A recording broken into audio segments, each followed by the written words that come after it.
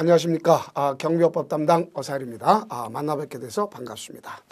경비업법이란 자체를 갖다가요, 2차 과목의 가장 중요한 포인트가 되죠. 우리가 두 가지죠. 경비업법, 또 일반 경비사의 경우는 이제 경호학을 많이 선호하죠. 또 어떤 분은 범죄학도 있겠고 어떤 분은 소방학도 있습니다만 제 과목이 공통적 과목이라는 얘기죠. 그래서 이 경비업법에서 거의 만점에 가깝게 맞지 않으면 좀 더 합격이 어렵다 하는 걸 볼 수 있습니다. 그런데 경비업법이 어렵다고 생각하시면 말고 어떤 법적 레겔 마인드를 많이 키우도록 하셔야 됩니다. 특히 이제 용어 정의가 조금 더 돼야 되는데 다른 것에 비해서는 용어 정의가 그렇게 많이 중요한 것은 아니다는 걸 알 수 있어요. 자, 그래서 이 시간에는 오리엔테이션으로서 경비업법이란 건 어떻게 구성되어 있고 어떻게 공부하는 것이 가장 좋은 방법인가 이렇게 강의를 갖다 진행하도록 하겠습니다. 자, 그러면 우리가 일반적으로 그 경비업법 하게 되면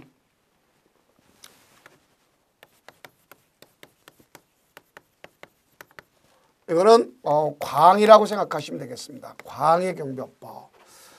그래서 이거는 이제 우리가 2차의 공통적 과목이구나, 공통 과목이구나 알 수 있습니다.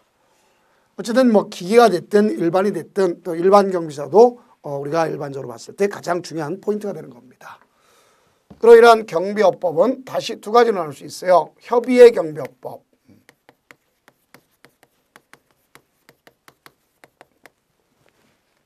다음 요거랑 더불어서 청원 경찰법 이렇게 나눠갑니다. 제가 했던 이제 협의의 경비업법이라는데 이게 순수한 이제 경비업법이라 볼 수 있겠죠. 그래서 이것이 우리가 이 자체가 40문항이 출제되는데 계략적으로 이거는 27문항, 이거는 13문항 이 정도가 출제되는 것을 알 수 있습니다. 대문경영. 자, 그럼 이 중에 경비업법이라고 하는 자체를 갖다 본다면 이런 내용으로 할 수 있겠죠. 여기 있는 이 경비업법이나 청원경찰법은 똑같이 무슨 경비 중에 하냐면 민간 경비 중에 일환이다 볼 수 있습니다. 그러면 순수의 관점에서 본다면 소위 우리가 쓸 때 이거는 이제 민간 경비 중에서 우리가 넓은 의미에서 사경비라고 얘기했죠. 사경비에서 순수한 의미에서 있는 경비는 여기에 속한다고 볼 수 있습니다. 경비업법. 그다음에 이제 이 중에서 사경비 중에서도 여기는 공적 입장에 관련된 청원 경찰과 관련된 준공공적 성격을 띈다. 준공공의 성격을 띈 것을 우리가 정리하면 청원경찰법이라 이렇게 볼 수가 있습니다. 이들과 관계를 본다면 이 경비업법이 가장 민간적 입장에서 있는 것이다 볼 수 있겠고 여기는 준공공적 성격 때문에 직무상에 따라서는 바로 공공의 성격을 많이 갖고 있다 이렇게 볼 수가 있습니다. 그럼 그중에 경비업법이란 말을 쓰게 되면 이렇게 볼 수 있어요. 이거는 우리가 좀 말장난 같지만 이렇게 볼 수 있습니다. 경비 업무라고 할 수는 이게 사실적인 업무가 있겠죠. 그래서 이 경비 업무는 5가지가 있습니다. 그래서 포송경비, 신변보호, 또 우리가 쓸 때 시설경비, 그다음 기계경비, 그다음 특수경비 이렇게 볼 수 있습니다. 그럼 이와 같이 외울 때 호신 시기는 특수하다 이렇게 생각할 수 있습니다. 그래서 우리는 호신 시기는 특수하다. 이러한 그 경비 업무와 관련된 사실에다가 다음 여기 있는 업이라고 하는 이 업이라고 하는 것은 영업행위를 얘기합니다. 영업. 즉 영리 목적을 갖다 하는 것을 영업이라고 했죠. 영리 목적을 하는 겁니다. 그럼 우리가 영리 목적에 관한 사항을 갖다 가져가기 위해서는요. 자, 뭐가 있었느냐. 가장 중요한 입장에서 본다면 상법적 개념도 되겠죠. 또 민법적 개념도 됩니다. 그러면 이때 이 영리를 목적으로 하는 누구 중심이 되냐면 여기는 법인만이 되는 것을 알 수 있습니다. 그 다음 여기에서 법이다 하는 것은 결국 우리가 규율하는 법이구나. 규율하기는 법이구나 이렇게 볼 수 있어요. 그럼 결국 경비업법이란 경비 업무에 관해서 영업을 하는 업을 하는데 규율한 법이다 볼 수 있습니다. 그럼 여기에 가장 중요한 것은 이런 것에 의한 영리 목적에 의해서 일반적으로 규율하죠. 거기에서 필요에 따라서 규제를 갖다가 해제해주는 허가와 관련된 법이다. 그래서 경비업 허가가 가장 중요한 포인트를 차지하고 있구나 이렇게 볼 수가 있습니다. 이것이 경비업법의 대표적인 거고, 다음 청원경찰이다. 여기 청원경찰이라고 하는 것은 일반적으로 공경비 가지고 이 공경비 가지고 모든 걸 달성하지 없을 경우에 여기에 대해서 경찰력 가지고는 할 수가 없습니다. 경찰력을 우리가 공경비라죠. 그것만 가지고 할 수 없을 때, 자, 여기에 대해서 비용을 청원주가 부담하고 거기에 따라서 청원경찰을 배치함으로써 형성하는 경비를 무슨 경비라고 하시면 우리가 여기는 청원경찰이라고 얘기할 수 있어요. 그래서 이 청원경찰에 관한 하나의 신분이라든가 또는 사회보장이라든가 또 임명이라든가 이런 것들을 갖다가 규율한 법이 바로 뭐냐면 청원경찰법이다 볼 수 있어요. 청원경찰법 이렇게 봅니다. 그리고 결론적으로 본다면 오늘날 이 경비라고 하는 것은 넓은 의미에서 보면 이렇게 볼 수 있겠죠. 여기에 공경비, 여기에 사경비 이게 있습니다. 그럼 공경비라고 하는 것은 여러분들 잘 아시는 것, 국가 등에 의해서 이루어지는 것으로 공권력 자체가 이루어지는 것으로서 공권력에 의해서 이루어진 것이겠죠. 그래 여기는 그 대표적인 것이 경찰, 또 대통령 경호, 대통령 등 경호나 법률 같은 거 이런 것들이 다 공경비에 속하죠. 근데 사경비는 도급계약, 자 도급이라는 말은 일의 완성을 목적으로 하죠. 그래서 일의 완성을 목적으로 하면서 이 일의 완성을 목적으로 한 요건 원래 어디에 규정이 된 거죠? 사적인 거죠. 그러나 요거 사적인 원래 민법 대표적인 개인과 개인과를 규율한 사법입니다. 사법보다 특별한 위치에 있는 것이 바로 경비업법이라고 생각하시면 됩니다. 그러면 이 도급계약에 의해서 이루어진 경우가 대표적인 두 가지가 있다. 그것이 지금 여기는 그 경비 업무라면 경비, 일반 민간 경비, 청원경찰 두 가지가 있다고 볼 수 있어요. 그건 얘네들이 갖고 있는 공통적인 것은 있습니다. 자, 뭐가 목적이 있냐? 가서 질서 유지, 범죄 예방, 자 이런 것들을 목적으로 해서 이루어지는 것이 바로 공경비와 사경비의 공통점 내용이다 하는 걸 볼 수 있습니다. 그와 같은 오늘날 가져가는 것 중에 가장 중요한 입장 중에 보면 이제 출제 경향을 갖다 본다면 경비업 중에서는 특히 영업 허가가 관련된 가장 중요한 것이다 하는 걸 볼 수 있습니다. 뭐가 중요하다? 경비업 영업 허가. 그다음에 이제 이 허가가 종전에 있는데 이제는 허가 제한이란 말이 생겨났던 것도 잘 아셔야 되겠죠. 뭐가 생겨났다? 허가 제한. 그래서 허가를 갖다 제한하는 경우가 있다 볼 수 있겠죠. 그래서 경비업 허가는 요식행위니까 신청이 있어야 되겠고, 그다음 여기에 따라 허가를 갖다 하는데 허가 제한 아주 중요한 내용이 되는 것을 이해해 두시면 되겠습니다. 그다음 두 번째 이 경비업 허가를 받은 법인이 있지 않습니까? 그 여기 보면 경비업자라고 하는 건데 경비업자의 의무. 그러면 이 경비에는 몇 개의 요소가 인적 요소가 되어 있느냐? 3개의 인적 요소가 있어요. 그 인적 요소 3개가 바로 뭐냐? 그러면 원래는 시설주의 관점이 있겠고요. 시설주의 관리권 범주 내에서 자 여기 경비업자가 있죠. 여기는 이들과 도급관계에 있는 거죠. 그 다음 여기 경비원은 여기에 있겠죠.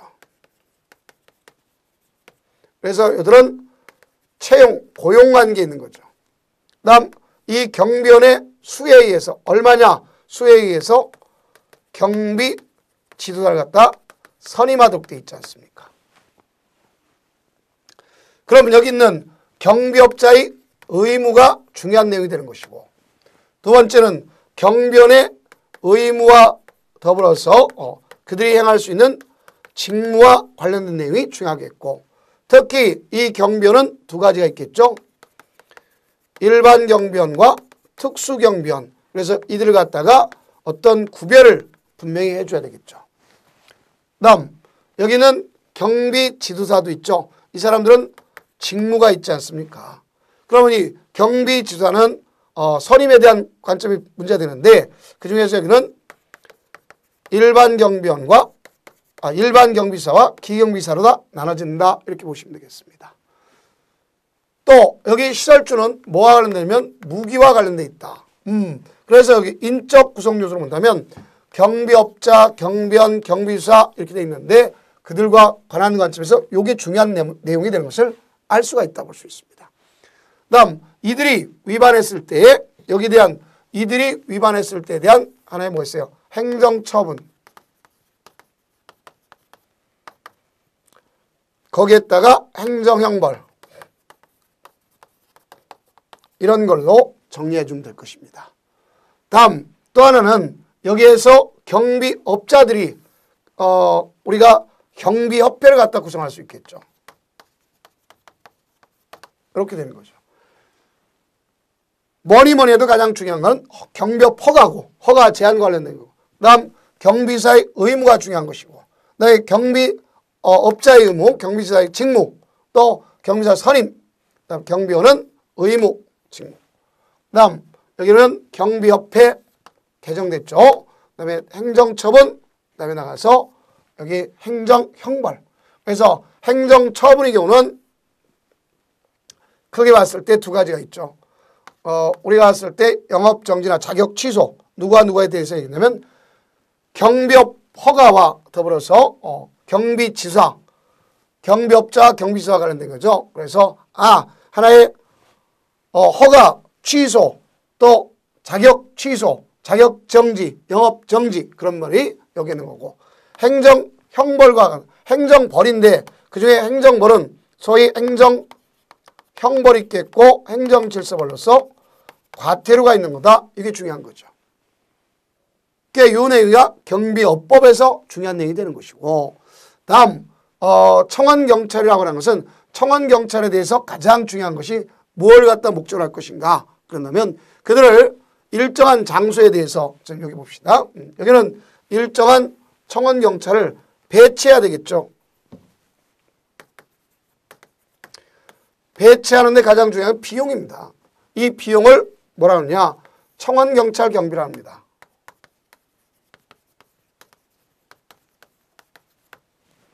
이건 누가 부담하면 청원주가 부담하죠. 그럼 이때 배치하려면 먼저 장소부터 결정이 돼야 돼. 그러고 나서 여기 청원주가 청원경찰 인적 구성 요소를 갖다가 구성하는 겁니다. 그럼 여기 청원경찰이 있겠죠. 그럼 이 청원경찰을 갖다가 임용한답니다. 임용. 그 다음에 이 사람이 임용했다 나중에 퇴직하게 되면 퇴직할 때도 있겠고. 자, 이들 사이에는 뭐냐? 이게 가장 중요한 거 신분보장. 이게 중요한 거죠. 그러면 이때 이 임용을 할 때 임용의 결격 사유. 이게 가장 중요한 얘기가 되는 거고. 그다음 청원경찰의 경우는 가서 직무를 수행할 때 그럼 이 청원경찰이 여기 있는 이 범위 내에서 직무를 수행할 때 경찰관 직무집행법을 한단 말입니다. 그래서 그 직무, 또 근무, 요령 이런 것이 있겠고요. 또 청원경찰에 대해서는 중요한 내용이 된 것이 있죠. 자, 앞서 했던 것처럼 신분보장과 관련된 내용 가장 중요하죠. 그래서 여기 있는 신분보장, 임용에 대한 자체에서 신분보장이 가장 중요한 내용이다 하는 것을 잘 아시면 되겠고요. 또 여기는 징계가 있다는 것을 잘 생각해야 돼요. 징계 매년 출제되는 것을 알 수 있겠죠. 다음 청원경찰을 임용했으면 이제 배치해야 되겠죠. 그 이때 배치할 때 역시 관점에서 교육 이걸 갖다가 아시면 되겠습니다. 다음 여기도 청원주의 경우는 청원경찰과 청원주 사이에서 본다면 자 감독자를 선임하도록 되어 있죠. 그래서 감독자 선임 문제라든가 이런 걸 강조하는 것을 알 수가 있습니다. 그러니까 우리는 경비업법이라고 하는 것은 넓은 의미에서 보면 두 가지를 이야기한다고 생각하시면 됩니다. 그래서 협의의 경비업법과 청원경찰법. 그래서 협의의 경비업법은 민간경비, 순수한 민간경비에 대해서 규제한 것이고 경비업 허가가 가장 주 내용이다. 하시면 되겠고요. 청원경찰 그러면 청원경찰에 대해 규정은 청원경찰법 되게 알 수 있습니다. 그들은 임용과 도로 신분 보장과 관련된 내용을 강조하는구나. 그래서 여기서는 27문제, 여기는 13문제. 그래서 근자에 보면요 가장 많은 부분에 대해서 개정된 부분이 있죠. 그래서 특히 여러분들이 공부하실 때 단순 암기가 아니라 교재도 마찬가지고 개정된 부분에 대한 것과 쟁점을 꼭 끌어내야 되겠습니다. 그래서 여러분들 그 쟁점에 대한 걸 꼭 끌어냈으니까 그 쟁점 위주로 해서 공부하시고 두 번째 거기에 대한 법조문이 있습니다. 법조문 반드시 확인해 두시기 바랍니다. 또한 여러분들이 이제 문제가 되는 것 중에 하나가 연계해서 하는 것이고 또 거기 요점을 갖다가 확인했다면 반드시 숙지할 때까지 반복하세요. 반복이 가장 중요한 겁니다. 또 문제 중에서 틀린 문제만 안 틀리면 합격이라는 말을 여러 차례 강조했습니다. 그래서 최근에 있는 기출문제를 잘 정리해보고 여기서 이런 게 쟁점이 된다는 거 꼭 아셔야 되겠고 또 우리 이 경비업법 하는 경비지사는요 시험 시행일 기준점을 한다는 걸 꼭 아셔야 돼요. 그래서 시험 시행일 기준점 하다 보니까 항상 법조문을 갖다가 잘 정리하는 게 가장 중요한 것이다. 이렇게 볼 수가 있습니다. 자, 그러면 여러분들이 우리가 시험 관점에서 최근에는 거의 대동소이하게 많이 출제되고 있는 부분들이 몇 가지가 있기 때문에 또 새로운 유형에 대한 추가된 내용을 반드시 정리하는 것이 가장 좋은 방법이다. 이렇게 보실 수 있습니다. 그러면 내용은 이제 하나하나 정리해 가면서 하고 여기서 가장 중요한 포인트는 경비업법, 협의경법은 40문장 중에서 27문항 정도 출제되는구나. 나머지 13문항이 청원경찰법이구나. 이렇게 아시면 되겠습니다. 자, 그러면 내용을 하나하나 정리하면서 진도를 나가도록 하겠습니다.